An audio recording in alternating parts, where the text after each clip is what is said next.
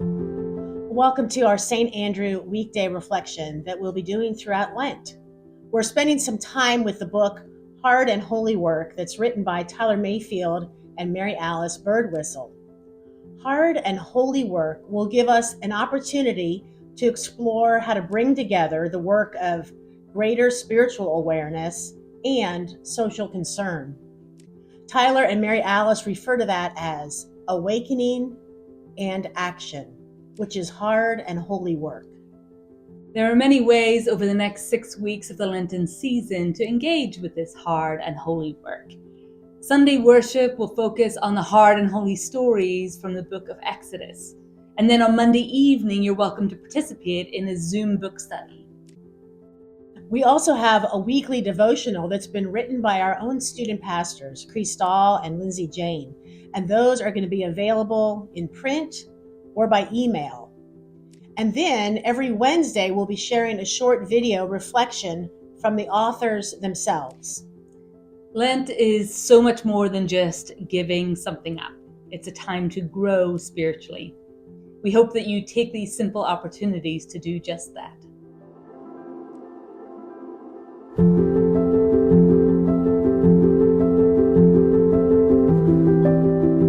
Hello, everyone, and welcome to this fourth week of Lent as we continue our journey through this season and through the book of Exodus.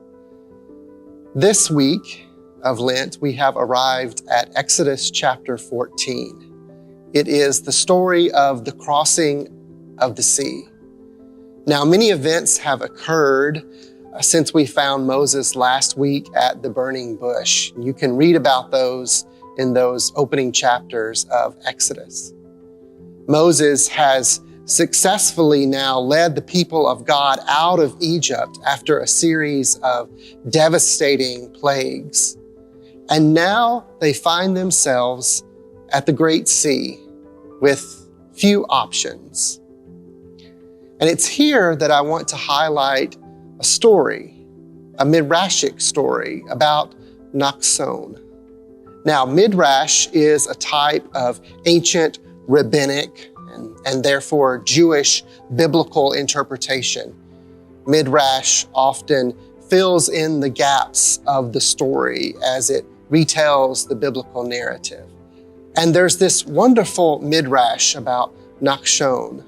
According to the tradition, the people at the sea were hesitant about whether or not to enter into the waters.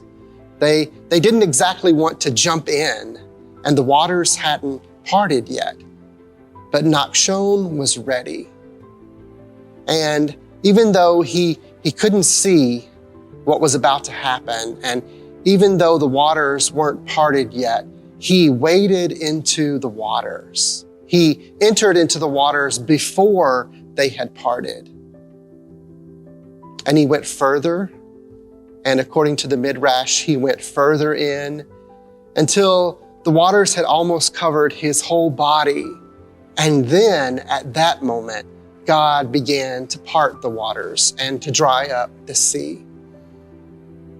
This ancient Midrash points out an astounding truth. Crossing the sea is a joint effort. In Exodus 14, we see this crossing as an effort between God and the people. God tells the Israelites to go forward, but he does this before even mentioning that Moses will use his staff to divide the waters.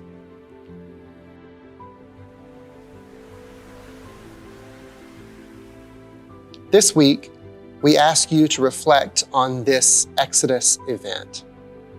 Perhaps there are areas in your life where it feels like the waters have not yet parted. You're afraid or anxious or overwhelmed. Or perhaps God is calling you this week to jump into the waters and to trust. Or perhaps God is asking you to take just one step into the waters and wait around for a little while. How might you and how might the group that you are meeting with this week How might we respond to God's liberating call during this Lenten season?